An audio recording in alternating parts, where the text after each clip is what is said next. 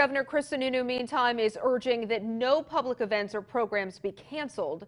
The governor was joined by state health leaders today to say there is no evidence of the virus spreading in the Granite State.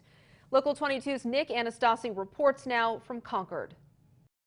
Hi, Lauren, that's right. The governor and other state officials seem to have a good grasp on their plans for if and when more cases of coronavirus arise in the state. Now, currently, there are 5 cases here in the Granite State, with 3 of them considered presumptive positive. As of Wednesday morning, approximately 250 people are being monitored for the coronavirus in the state of New Hampshire. However, only 2 confirmed cases have been reported in the state so far.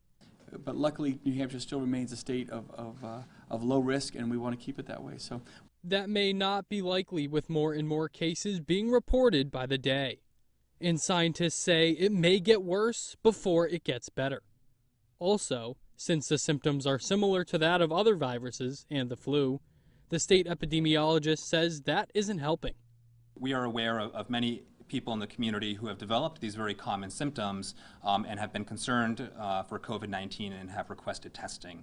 And that is putting a burden, we have heard, on our healthcare system, emergency departments and doctors' offices. But that is not the only problem that area hospitals and healthcare providers are faced with. Masks and other medical supplies that not only protect the patients, but also healthcare teams are hard to come by.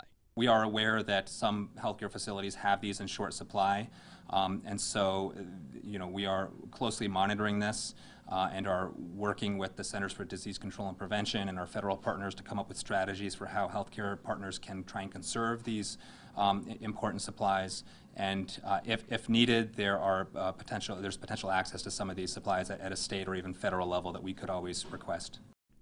But despite the concern over lack of supplies, the general message is to go about life as normal, aside from the necessary precautions of washing your hands, not touching your face, and making sure not to cough or sneeze in your hands. So here in New Hampshire, where we have the 5 cases and we don't have sustained or widespread transmission in our state, we are not at a point where we would be making those broad statements for school closures or canceling events. State officials are urging people not to travel to countries where the CDC has posted warnings. For more information, you can head to our website, mychamplainvalley.com. Here in Concord, Nick Anastasi, Local 22 News.